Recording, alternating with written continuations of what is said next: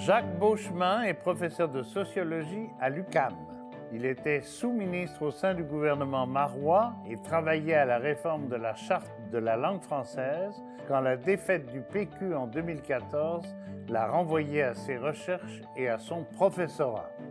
Spécialiste des questions liées à l'identité, il a publié en 2002 L'Histoire en trop et en 2007 La Société des identités. Il vient de faire paraître chez Boréal La souveraineté en héritage.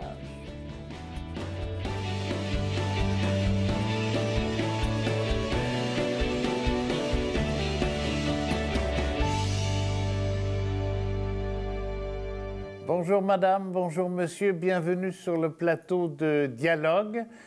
Chaque semaine, nous essayons au Canal Savoir et peut-être ailleurs également de réfléchir aux principaux enjeux qui traversent l'action de la société sur elle-même. Et nous le faisons évidemment pas avec n'importe qui, nous sélectionnons des experts, notamment donc aujourd'hui Jacques Beauchemin, qui est un sociologue spécialiste des problèmes de l'identité. Mais vous avez remarqué aussi en arrière de lui Tania Lompré, qui est une linguiste, on va dire, mais enfin là, on précisera davantage tantôt, et qui est chargée de nous faire réagir, mais pas au sens de peintureux dans le coin, là, on n'est pas à TVA ici, mais au sens aéronautique du mot, c'est-à-dire nous pousser par en avant, et avec laquelle nous partagerons donc les réactions au bon sens du mot aux premiers propos de Jacques Beauchemin, puis on se retrouvera autour de cette table pour une synthèse finale. On va tout de suite passer au cœur du sujet, notamment vous venez de publier, quand l'émission sera diffusée, La souveraineté en héritage aux éditions Boréal. La première impression que j'ai eue après plusieurs lectures, d'abord c'est évidemment très très bien écrit, votre frère doit être jaloux, mais aussi j'ai senti comme une fatigue chronique, un épuisement. Est-ce que c'est un phénomène personnel? Je pense pas. C'est un phénomène générationnel peut-être? C'est en tout cas, de mon point de vue, un phénomène collectif. Vous savez qu'au Québec, on n'a pas encore réglé la question du Québec. On en discute depuis tellement longtemps maintenant que mon sentiment, et c'est ce que j'essaie de traduire, d'expliquer dans ce livre, mon sentiment, c'est que les Québécois arrivent au bout de quelque chose. Je pense qu'on arrive au bout des arguments pour ou contre la souveraineté. Je pense qu'on arrive au bout de la démonstration des bienfaits ou des méfaits de la souveraineté. Nos calculs sont faits. Et je crois que nous sommes au moment de passer à l'acte, mais ce passage à l'acte, il est comme entravé par ce que j'appelle dans ce petit livre une fatigue collective. On ne peut pas franchir le pas parce que tant de ressassements, tant de questionnements nous ont épuisés et que nous arrivons au moment où cette fatigue nous rattrape et que, à force de ne pas choisir, ma foi, les choses choisissent pour nous. Et la souveraineté du Québec aujourd'hui se pose comme dans ces termes-là. Elle se pose pour les Québécois comme un horizon de moins en moins atteignable parce que nous n'avons peut-être plus l'énergie de marcher vers cet horizon. C'est difficile en sociologie, on nous apprend ça, que la société n'est pas un personnage. Alors c'est très difficile de prêter à une société des sentiments qui nous traversent, nous, dans notre vie. Alors l'épuisement, la fatigue, le burn-out, en quelque sorte. Vous avez raison, c'est forcément une image, parce que les sociétés n'obéissent pas dans la production de leur existence aux mêmes lois que celles qui régissent la vie des individus. Et en même temps, on n'a presque pas le choix, quand on veut comprendre quelque chose à l'âme collective, encore une référence à l'individu, à la personne, on n'a presque pas le choix de passer par ces métaphores où, au fond, on s'explique à nous-mêmes dans ces images-là. Notre société, c'est une société qui est fatiguée de débattre de cette question-là. C'est une société qui voudrait, comme beaucoup d'individus le font dans leur propre vie d'ailleurs, balayer sous le tapis cette question-là, ne plus en entendre parler parce qu'elle est, à proprement parler, fatigante, cette question. Et alors, pour poursuivre dans la métaphore, dans la comparaison entre l'existence individuelle et collective, on peut dire que les Québécois d'aujourd'hui, le Québec d'aujourd'hui, souhaiterait pouvoir s'adonner à d'autres plaisirs, souhaiterait vivre une vie collective ordinaire sans être constamment taraudé par la question du destin du Québec, qui est une grande question très lourde à porter. Et en particulier, l'identité, c'est l'appartenance, pour commencer. Et on constate que, en tout cas dans votre livre, ça traverse beaucoup ça, le changement de nom explique beaucoup de choses aussi. C'est-à-dire que nous étions des Canadiens français, et nous sommes devenus des Américains parlant français, on pourrait dire ça, à partir du moment où nous sommes devenus Québécois. Ah ben ça, c'est un paradoxe qui est au cœur de notre existence collective. Lorsque les Canadiens français, avec la Révolution tranquille à peu près, sont devenus des Québécois, se sont auto-désignés Québécois, ils avaient l'impression de parvenir à quelque chose, d'atteindre une certaine maturité collective, une capacité à se définir sur un territoire, dans un espace politique national, entre guillemets, parce que, bon, évidemment, c'est pas fait, mais national, avec la langue française comme langue nationale, elle aussi. Bref, nous advenions à nous-mêmes comme peuple adulte et capable d'assumer son destin. Mais ce que nous ignorions à ce moment-là et qui s'est révélé par la suite très important, c'est que, en nous réinventant québécois, nous liquidions une grande partie de ce que nous avions été et qui nous définissait profondément. Alors, c'est bien beau, après 60, tourner le dos à l'Église catholique, au catholicisme lui-même, à nos vieilles traditions familialistes, ruralistes. C'est bien beau, au nom d'une modernité enfin advenue, mais la vérité, c'est que dans cet effort, cette marche vers la modernisation de nous-mêmes, vers notre québécitude, on larguait, c'est ça le paradoxe, on larguait en même temps une grande partie de la matière identitaire qui nous servait, qui nous avait servi jusque-là de substance de nous-mêmes. Alors là, Québécois, on se réveille après 60, Québécois, certes moderne, en voie d'émancipation, en train de se donner une classe d'affaires, ce qu'on n'avait jamais eu auparavant, des Québécois scolarisés, phénomène tout à fait nouveau, extraordinaire. Bref, nous réussissions en toutes choses. Alors, c'est comme si notre québécitude était, pour ainsi dire, elle s'accomplissait sous nos yeux. Je dirais que l'Expo 67 à Montréal a été le moment paroxystique de cette modernité reconquise ou conquise. Les Québécois, ça paraissait comme, dans leur normalité, aussi moderne que les autres, aussi ouvert, aussi pluraliste, aussi intéressé. On est capable. Alors, il y avait tout ça. Alors, mais derrière cette espèce de nouveau discours identitaire, de nouvelle identité québécoise,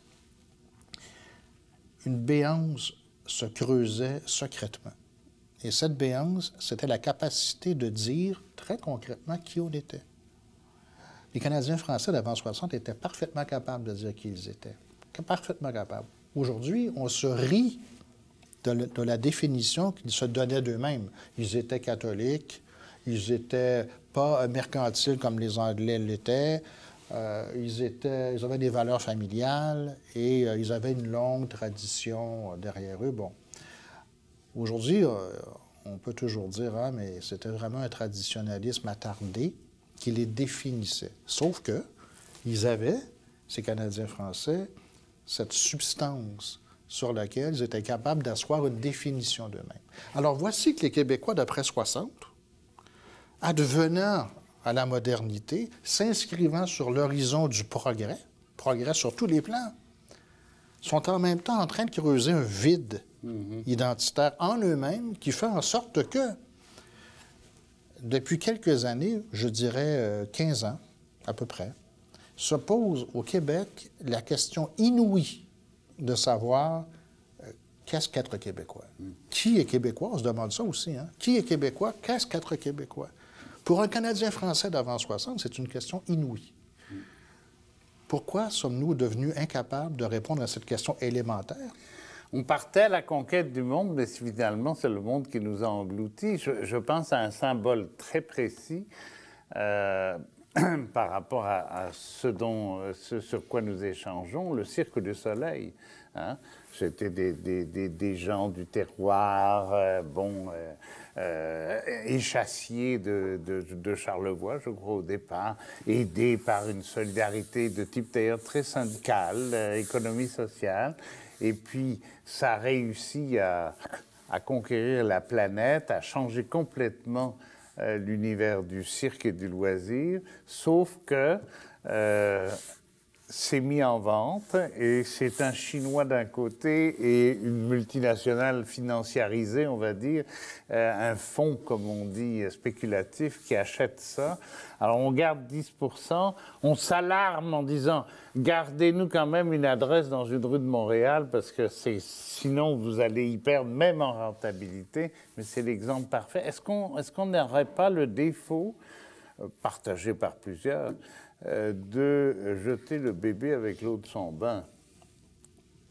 Oui, mais il faut dire que le bain canadien-français était particulièrement rempli.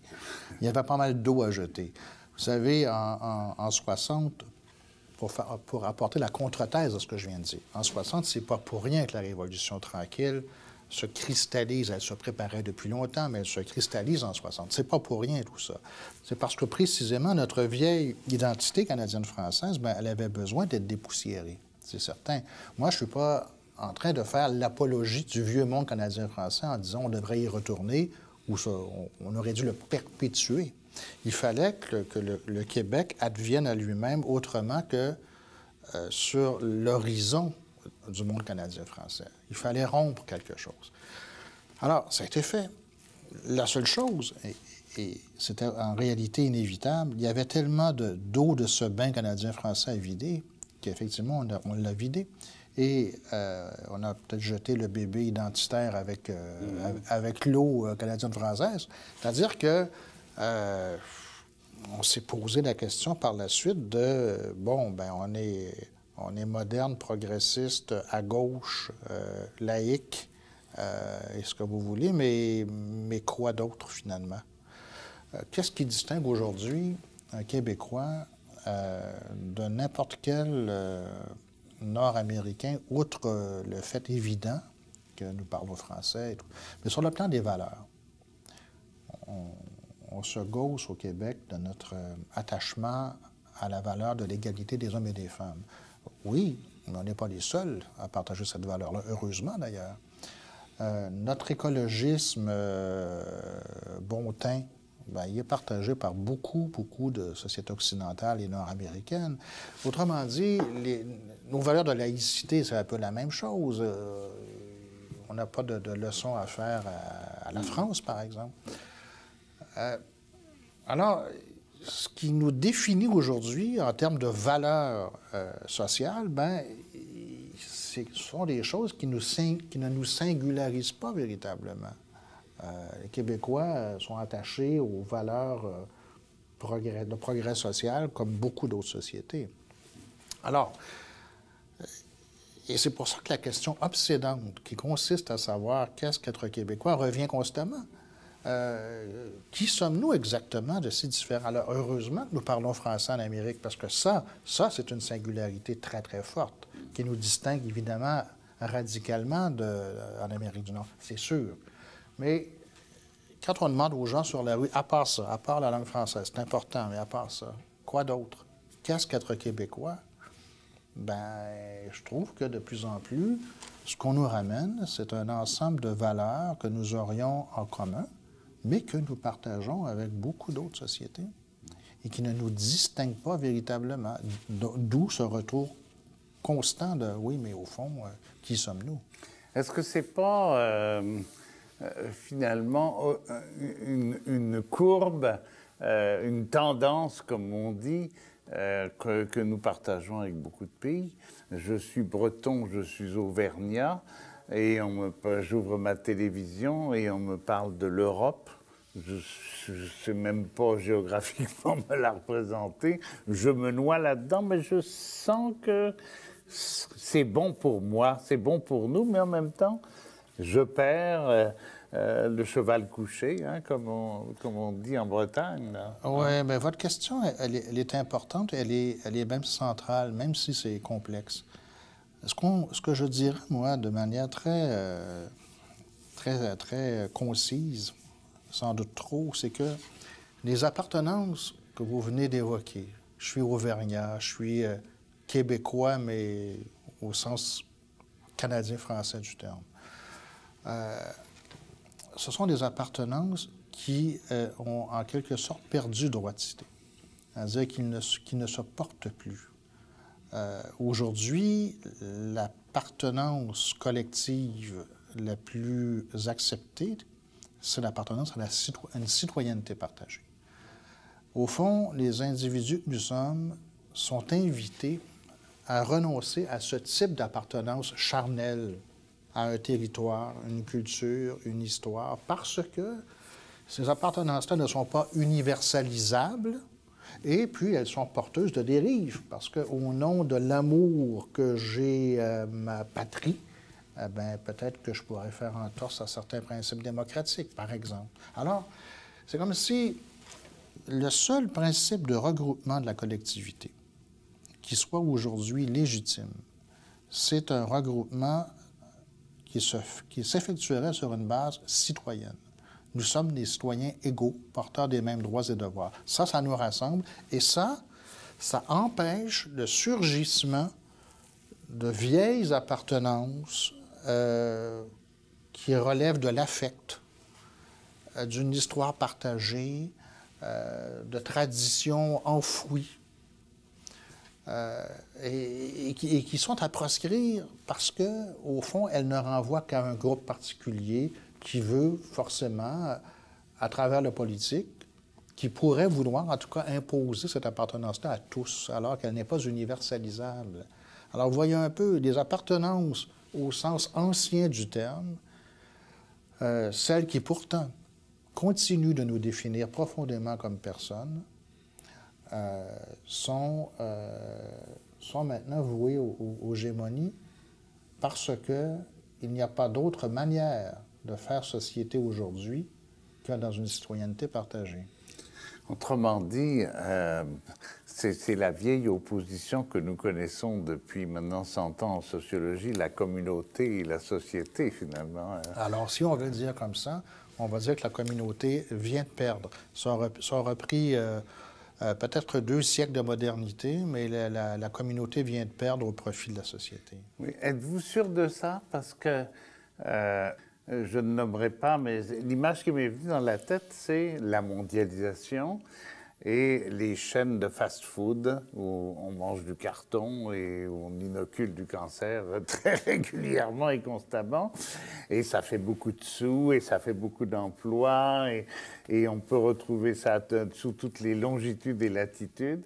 Et puis finalement, les gens qui ont un peu de goût, qui essayent de vivre autre chose, vont aller manger des tapas là, vont aller dans un restaurant arabe, ensuite vont au contraire aller chercher des attaches communautaires.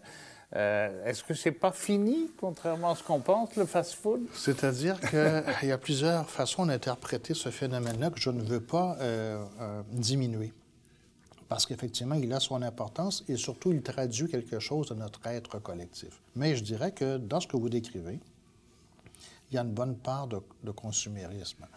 C'est-à-dire que l'autre, l'exotisme, c'est quelque chose qu'on peut aussi consommer. On peut fréquenter certains restaurants, pas par amour de la Tunisie ou du Sénégal, mais parce que c'est quelque chose à essayer. Et pourquoi pas? Pourquoi pas? Mais alors, c'est pas évident qu'il y a dans ce rapport à l'exotisme une expérience individuelle ou sociale qui soit très profonde. Maintenant, elle peut l'être. Regardez, par exemple, il est de coutume d'imputer à Internet une espèce de propension au nivellement du monde, de la culture, à travers, par exemple, la dominance de l'anglais sur la toile.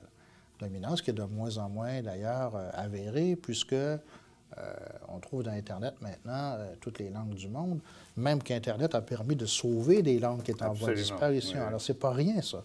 Donc, ça semble venir contredire la thèse d'une espèce de marchandisation générale du monde et de la fin des appartenances incarnées, si on veut.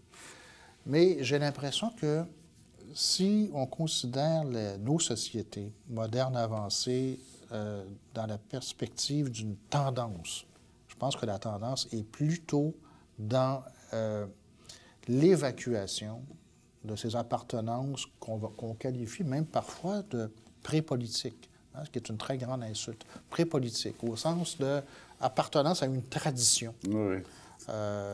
Et donc impossible à partager, parce que si vous êtes auvergnat, je ne le suis pas, on n'a rien en commun. Le débat est ouvert. Merci d'avoir nourri de façon si féconde notre premier échange et je vais rejoindre dans la hâte et avec mes oreilles attentives Mme Tania Lompré pour entendre ses réactions et les partager avec notre auditoire. Tania Lompré, enseignante en francisation des immigrants à la Commission scolaire de Montréal, candidate à la maîtrise en linguistique appliquée, profil didactique des langues secondes, auteur du livre « Québec cherche québécois pour relations à long terme et plus, comprendre les enjeux de l'immigration » et Péril scolaire publié chez Stankey. Elle est blogueuse au Journal de Montréal.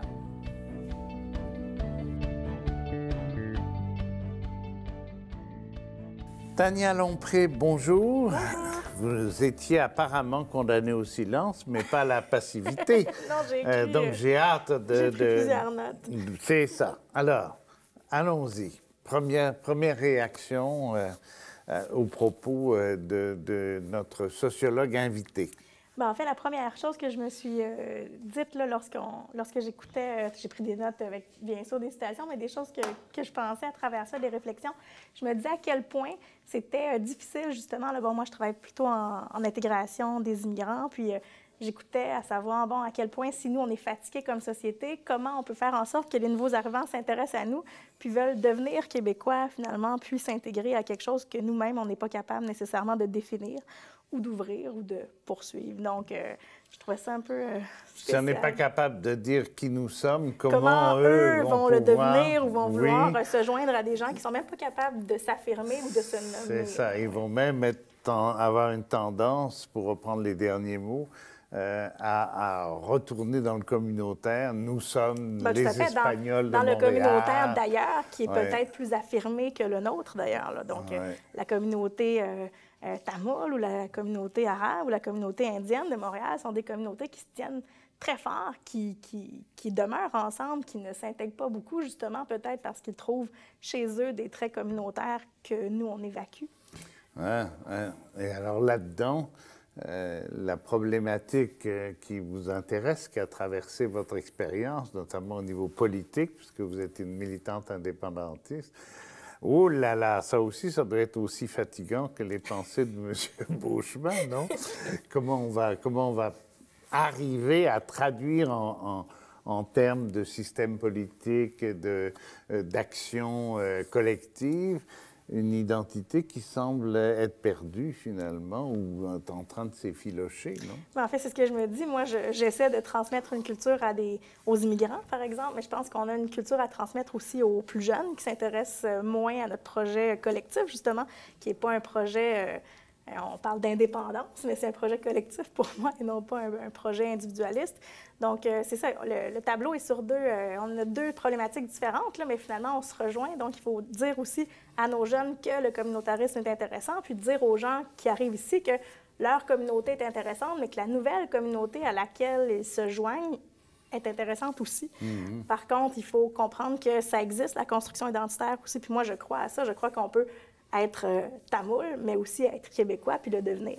Puis pour ça, il faut justement qu'on ait des modèles qui nous invitent, qui nous incitent à devenir québécois. Donc, quand on n'a pas quand on refuse d'avoir une portée, par exemple, je pense que j'ai déjà plusieurs étudiants qui m'ont dit, « Moi, madame, je ne comprends pas comment on peut dire 2 fois non à un pays. Tu sais, moi, mon pays est indépendant depuis 1837 ou 1912, peu importe quand. Puis ils sont contents, là, ils fêtent la fête de leur indépendance chaque année. Puis chaque fois, on me dit, « Ah, madame, aujourd'hui, c'est l'indépendance du Sri Lanka. Super! » Tu sais. Mais moi, j'en ai pas de fête d'indépendance. C'est ça, c'est ça. Ouais. Hein? Puis quand on regarde la tragédie qui vient de traverser le Népal, on ne sait même plus où c'est, malgré un bombardement de communication, de cartes, d'écrans de télévision. Népalais, qu'est-ce que ça veut dire finalement, hein? Que ce soit à Montréal ou au Népal, là aussi c'est complètement noyé. Est-ce que c'est pas parce que, pour ça que je disais militante indépendantiste tout à l'heure, là aussi, il y a une confusion entre autonomie et indépendance, en ce sens que le grand mot de la fin du XXe siècle et de la Révolution tranquille, ça a été l'autonomie, beaucoup plus que l'indépendance, non? Comment vous réagissez par rapport à ça? Malheureusement. C'est sûr que je préfère l'autonomie à rien du tout, mais je préfère encore mieux l'indépendance. Donc, pour moi, c'est quelque chose...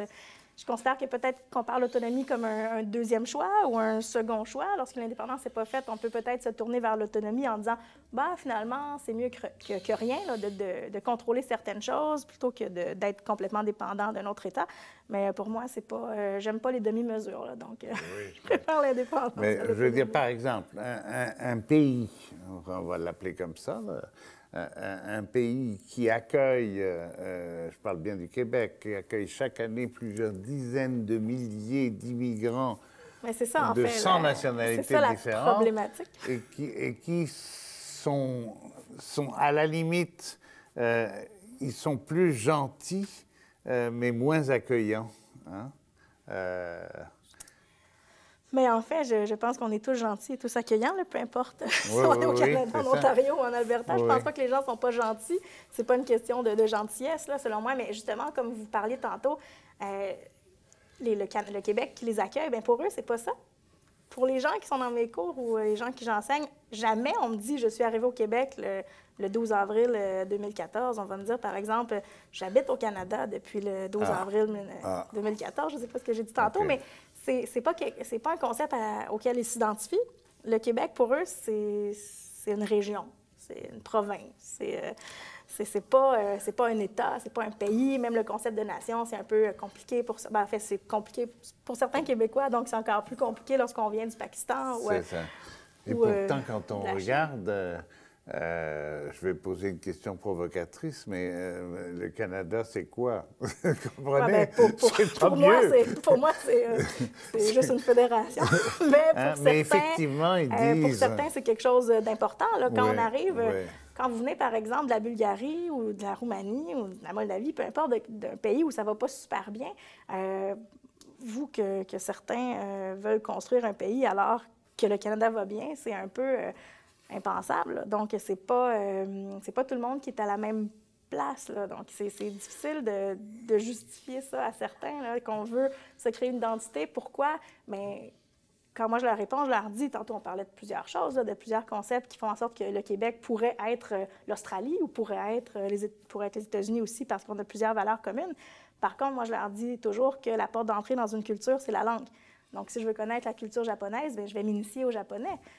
Donc, pour moi, c'est quelque chose qui est normal et sain là, d'apprendre une langue lorsqu'on veut joindre une communauté. Puis ce qui, selon moi, va vraiment caractériser le Québec plutôt que la ville de Vancouver ou la ville de Calgary où les immigrants s'installent, c'est justement le fait français qui est au Québec. OK. Et pour moi, le dénominateur commun d'une culture, c'est sa langue. D'accord. Est-ce que ça pourrait être donc un contrepoids? On comprend pourquoi ces gens-là, comme vous dites, les Bulgares et les autres, il y a beaucoup de gens qui ont des situations tellement difficiles au niveau des droits et libertés. On comprend qu'ils vivent ça comme une terre d'accueil, on va appeler ça comme ça. Mais est-ce que la langue et l'obligation de, si possible, communiquer dans ces termes-là? Mais en fait, c'est ça la problématique central. aussi, c'est que l'obligation à Montréal, elle n'existe pas. Donc, moi, on essaie de dire à nos immigrants, à nos étudiants que le français, c'est primordial, que c'est essentiel. Par contre, on se rend compte que c'est pas le cas lorsqu'ils nous disent « Mais madame, ça fait 10 ans que j'habite ici, ça fait 10 ans que je travaille, que je gagne ma vie. J'en ai pas eu besoin du français. Donc, je vis dans ma communauté où je fonctionne en anglais, mais même l'anglais n'est pas essentiel là, chez les gens. En communauté, on peut travailler, gagner sa vie très bien sans maîtriser ni une ni l'autre des deux langues officielles du Canada. Encore moins celle du Québec. Donc, il y a un problème là. Mais ça pourrait être un levier d'intégration. Bien, moi, je considère que c'est le cas. Par contre, est-ce que, depuis des années, est-ce qu'on a mis l'accent, par exemple, sur la francisation des immigrants adultes? Pas du tout. En fait, elle est facultative, la francisation des immigrants adultes. C'est sûr que les enfants vont passer par le système scolaire de par la loi 101 avant 17 ans, mais ceux qui sont âgés de plus de 17 ans, là, soit 80 de notre immigration, elle n'est pas obligée d'apprendre le français. Et pourtant, quand on regarde les études, les recherches qui sont faites au niveau de l'immigration, on s'aperçoit qu'avec la deuxième génération, il y a d'immigrants, les enfants de ceux qui ont immigré vers la terre d'accueil de liberté.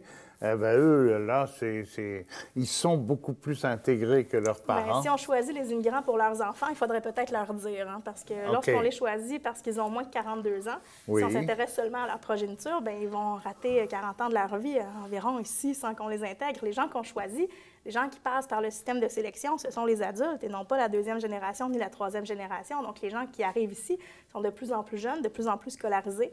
Donc, si on veut que ces gens-là puissent être actifs dans la communauté québécoise, il faut faire en sorte qu'ils apprennent le français. Là. Je pense que c'est la moindre des choses. Est-ce qu'ils doivent apprendre notre histoire aussi? Bien sûr. Ça va. Oui, sauf que les Québécois ne l'apprennent plus non plus. Ça, c'est un autre débat. C'est ça.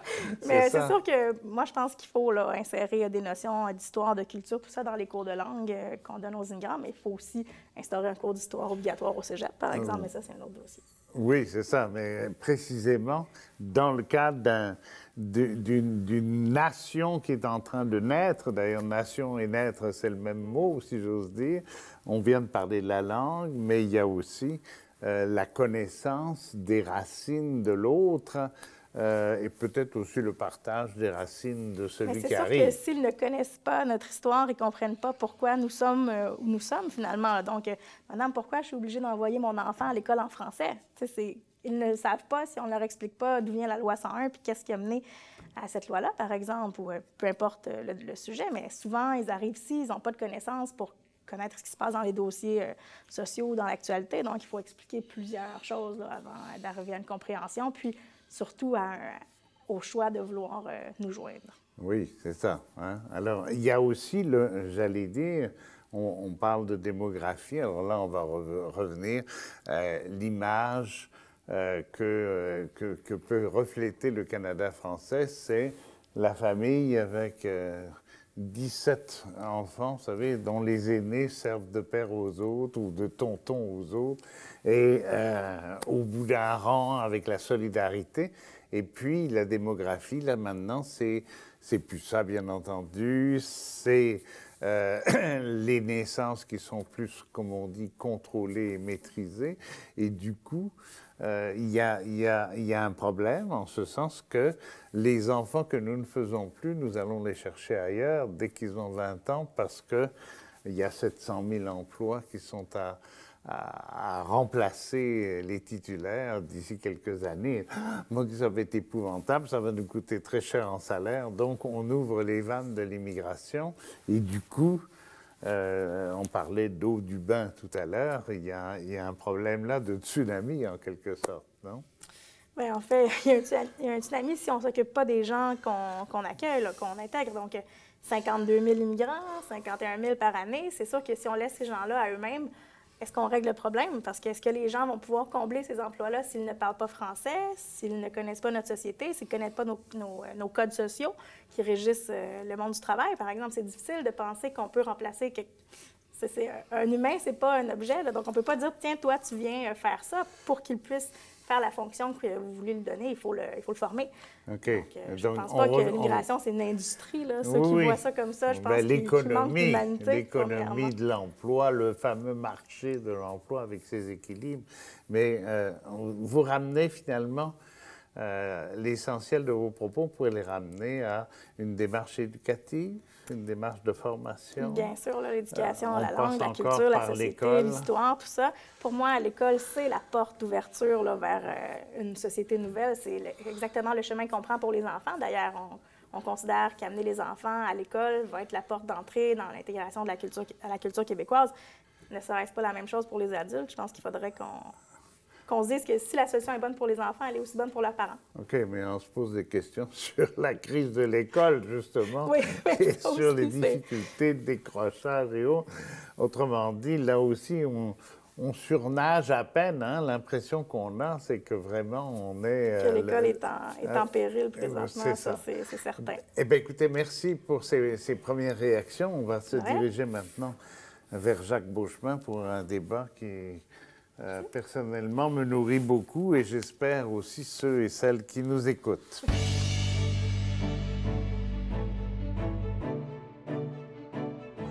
Pour nous faire parvenir vos commentaires et suggestions, n'hésitez pas à nous écrire à l'adresse indiquée à l'écran. Visitez aussi notre site Web pour approfondir le contenu de l'émission et connaître nos suggestions de lecture en lien avec le thème de cette semaine.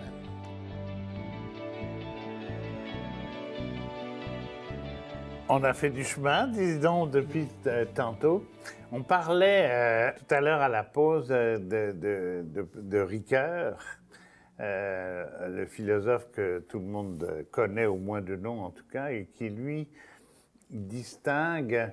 Il y a un paradoxe que je voudrais amener à travers ce qu'il dit de ça, c'est-à-dire pour être soi-même, autrement dit, pour assumer son propre destin, il faut au départ avoir des modèles et pouvoir les imiter. C'est-à-dire qu'il faut, je vais le dire en javanais, pour être ipsé, il faut être idem au départ, ce qui est un paradoxe. C'est-à-dire qu'il faut être constamment une copie, copier sa maman, copier ses héros, copier pour petit à petit faire une synthèse ou une réalisation qui va être il a une personnalité, il est lui-même et il est très différent des autres, tout d'ailleurs en étant parfaitement justement intégré.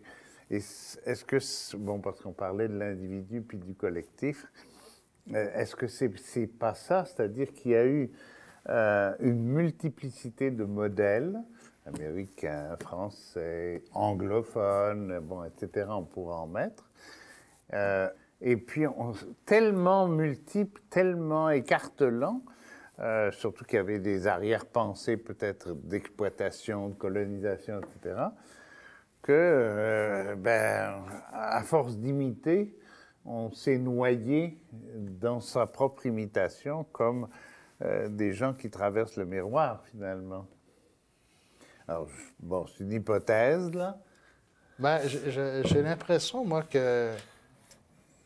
Comme je l'ai avancé tantôt, que longtemps, l'identité canadienne-française était assez solide, assez bien définie. C'est-à-dire qu'elle trouvait justement non seulement des modèles à imiter pour reprendre ces notions-là, mais elle développait en elle-même une personnalité. Mm-hmm. Alors, le paradoxe, c'est peut-être que ce sont les Québécois d'aujourd'hui qui ont moins de personnalité qu'ils en avaient jadis. C'est un peu paradoxal. Alors que sur plein d'autres plans, le Québec est une société moderne, avancée, dont les signes sont partout présents, là. Mais c'est vrai qu'il y a une espèce maintenant de vide ou de ce que j'ai appelé une béance tantôt, qui fait en sorte que l'identité est presque à définir, à trouver. Et ça, c'est très paradoxal dans une société qui a 4 siècles d'histoire et qui aujourd'hui se demande ce qu'elle est et ce qu'elle est devenue. C'est un peu curieux. Une réaction par rapport à ça? C'est parfait. La réponse était parfaite. Bien, c'est sûr que de toute manière, comme le disait Jacques Beauchemin tout à l'heure, il ne s'agit pas en mode solution, là on est parti là-dessus pour la fin de l'émission et de l'échange, il ne s'agit pas de revenir à l'identité canadienne-française, mais quand on lit la souveraineté en héritage, on se dit, mon Dieu, quelle couche de nostalgie, de dépit de ne pas avoir réussi précisément à dégager une identité commune à travers la cause de la souveraineté, précisément. Bien, je pense qu'on a dégagé au moins l'identité de Québécois, qu'on a ajouté à notre identité de Canadien-Français. Oui, là, je pense que c'est un mais bien. l'identité Mais québécoise de justement, Céline Dion, c'est Las Vegas. Vous comprenez? Oui, mais c'est pas parce qu'on a une identité québécoise qu'on peut pas avoir une carrière rayonnante et faire parler de nous partout dans le monde. Je pense que rêver petit, c'est un peu triste aussi. Là. On peut penser faire carrière justement avec des albums en français, d'ailleurs. Ben, Céline Dion a fait des albums en anglais aussi, mais avec... Oui. Il y a des chansons en français qui sont connues en Chine puis au Japon maintenant à cause d'elle. Donc moi, je pense pas qu'il faut être contre ça, là, faire rayonner sa culture, peu importe qui on est ou où nous sommes. Je pense que c'est n'attaquais important. pas la chanson québécoise du tout et sa reine, si j'ose dire, mais j'attaquais là, je vous mettais sur la piste de ce qu'on appelle la mondialisation, qui est une espèce de noyade sous prétexte d'universalité. C'était une piste. Est-ce que c'est de la faute à la mondialisation? Disons plus sobrement à la cocalisation. Ou à l'américanisation. Bon, peut-être, oui. Je ne sais pas si on peut parler, si on doit chercher des responsables. Tantôt, nous disions que les sociétés vivent de leur propre vie, hein, fonctionnent suivant des règles qui leur sont propres. Alors, jusqu'à un certain point, on peut dire qu'il n'est pas étonnant que le Québec d'aujourd'hui soit devenu ce qu'il est. Une société nord-américaine moderne, et pour certains même postmoderne, une société moderne très avancée. Donc, évidemment, il faut que le Québec ressemble à d'autres sociétés modernes avancées. On a beaucoup de points en partage. Le problème du Québec, encore un des problèmes du Québec, c'est que nous, on est confrontés à un enjeu qui n'est pas celui de tout le monde. Au Québec, la question de la nation, j'y reviens, n'est pas réglée. Elle est ailleurs, chez nos voisins. Elle l'est. La nôtre ne l'est pas. Alors, le problème dans lequel on se trouve, et puis auquel on ne trouve pas vraiment de solution maintenant, c'est que notre désir d'achèvement de notre histoire, le désir d'achèvement du destin québécois dans la souveraineté, rencontre sur son chemin les forces dont on parle, qui sont des forces qui ne veulent pas nier ce désir-là, mais qui, jusqu'à un certain point, jouent contre lui. C'est-à-dire les Québécois d'aujourd'hui se représentent bien davantage dans leur appartenance à une espèce de citoyenneté générale ou mondialisée que dans Un homme et son péché, dont j'apprends ce matin qu'on va le produire à nouveau, qu'on va le refaire. Alors, on va consommer ça de manière complètement folklorisée.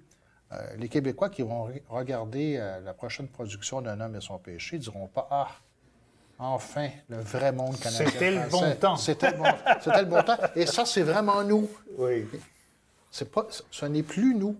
Le problème, c'est qu'ayant quitté ce monde-là, ayant adhéré à un autre monde, plus large, dirait-on, plus universel, aux valeurs partagées, valeurs citoyennes partagées, ben, en se déplaçant vers ce monde-là, ben, on avance vers un genre de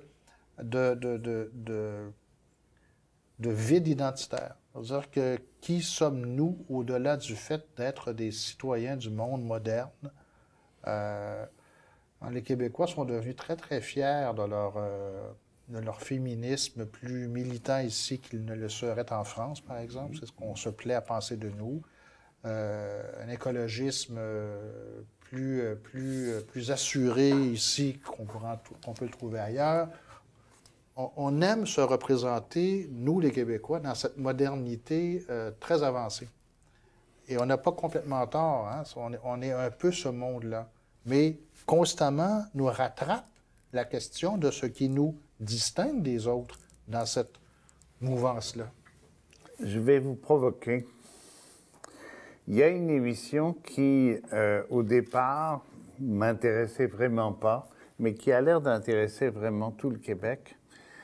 Donc vous la connaissez certainement, c'est La Petite Séduction. Et La Petite Séduction fait vraiment appel, j'allais dire, ça, l'odeur canadienne-française, qui est une odeur sympathique, j'entends, elle est là. Hein?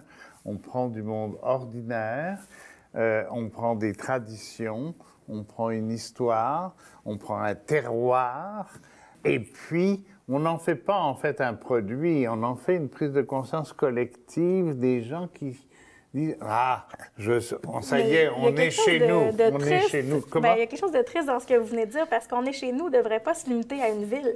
Je pense qu'on devrait s'identifier plutôt à son pays, à sa nation, plutôt que « je suis Lavalloise » ou « je suis Rouyn-Norandaise ». Je pense qu'on a besoin de s'identifier justement à la nation et non pas seulement à l'identité de sa ville, là, par exemple citadine, comme les gens de Montréal vont souvent dire « je suis Montréalais, je suis Montréalais, je suis Québécois », c'est quelque chose qui passe en deuxième. Je pense qu'il faut revenir justement au concept général de s'identifier au Québec d'abord, et non pas seulement à sa ville. Ça ne marche pas. Si l'émission voulait être efficace de ce point de vue-là, elle raterait sa cote d'écoute. C'est peut-être pour ça qu'elle plaît, justement, parce qu'elle voit qu'il y a des gens qui sont capables de s'identifier à un endroit. Oui. Plutôt que nous, Montréalais, qui ne nous identifions pas nécessairement à un coin de pays, seulement quelque chose de gros, d'une métropole. Là, je pense que... Quoique, en plus, par rapport au monde montréalais, c'est pas la même chose d'être à Anjou, d'être à Pointe-aux-Trembles ou d'être bobo sur le plateau. Il y a aussi un esprit de village là-dedans. Oui, en même temps que les Montréalais ont tendance, comme les New-Yorkais ou les Parisiens, à se représenter comme des métropolitains. Hein. Oui. De plus en plus, moi, je l'entends, je le constate, les Montréalais font la différence entre Montréal et le Québec. Quand ils vont au Québec, dans les régions, ils ont l'impression qu'ils font du tourisme. Ah oui. D'être à l'étranger, en Gaspésie. Et ils lèvent le nez par rapport à la petite séduction. Ça s'est beaucoup renforcé, ça. Hein? L'appartenance montréalaise, là, ça s'est beaucoup renforcé. L'idée qu'il y a une distinction. Il y a deux Québec, au fond. Hein? Vous avez la grande ville qui est connectée sur l'Amérique et l'Occident. Et le 21e siècle. Et le reste de Montréal. Et bien, vous avez, c'est ça, le reste du Québec qui est le vrai Québec, mais qu'on ne connaît pas vraiment. Mais la petite séduction, effectivement, ce que Dany a dit m'apparaît tout à fait fondamental. J'ai l'impression que ce que ça traduit d'abord et avant tout, c'est chez les gens qui reçoivent ces artistes, là, je connais très mal l'émission, mais ce que ça traduit, c'est la petite place, hein, c'est l'appartenance à un monde. Et c'est ce qui rend l'émission sympathique. On sent que ces gens-là appartiennent au sens ancien du terme, à une communauté. C'est ça. Alors qu'on ne pourrait pas faire l'émission à Montréal, par exemple. Ça ne marcherait jamais, ce serait sans intérêt.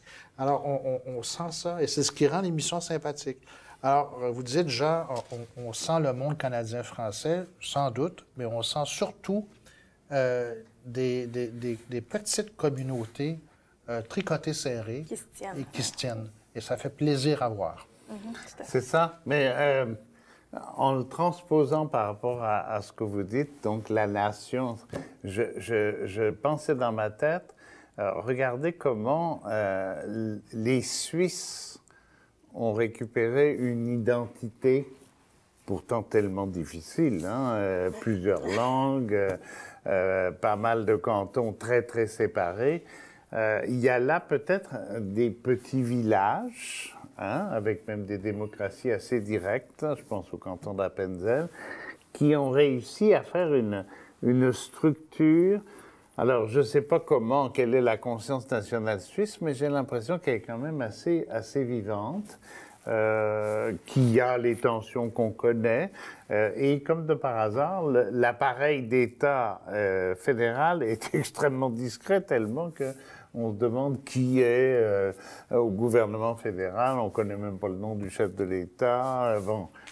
Est-ce qu'il n'y aurait pas, par rapport à notre dynamique à nous, qui est une dynamique disons, véhiculée par le Parti québécois, mais aussi par tous ses satellites.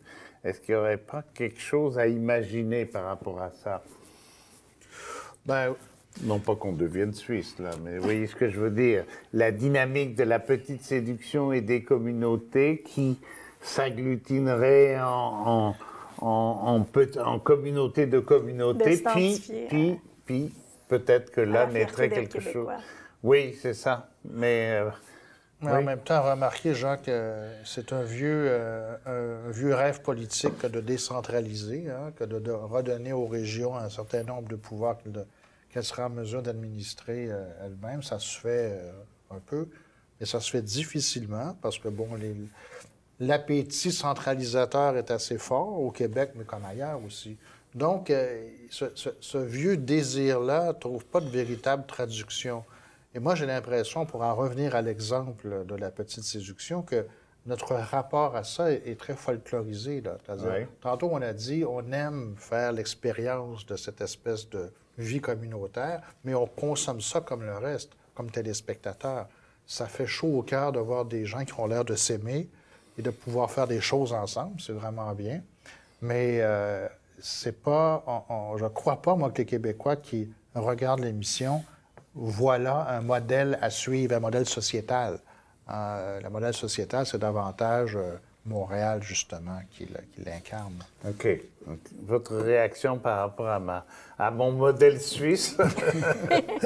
Mais je pense qu'il faut travailler, justement, à ce sentiment d'appartenance-là chez les gens et de Montréal et des régions, faire en sorte qu'on soit fiers d'être Québécois, puis d'assumer notre identité, puis de faire en sorte qu'elle soit une partie prenante de tout le monde, finalement, alors que présentement, on dirait que ce qui est identitaire, c'est le Canadien de Montréal ou une partie de soccer au Stade Saputo. Là, pour moi, je pense qu'il faut qu'on ait des balises communautaires fortes pour justement pouvoir s'identifier au Québec puis en être fier, là, pas seulement dire « Ah ouais, je suis québécois », c'est pas grand-chose, ça. Je pense qu'il faut se voir grand, rêver plus grand, puis...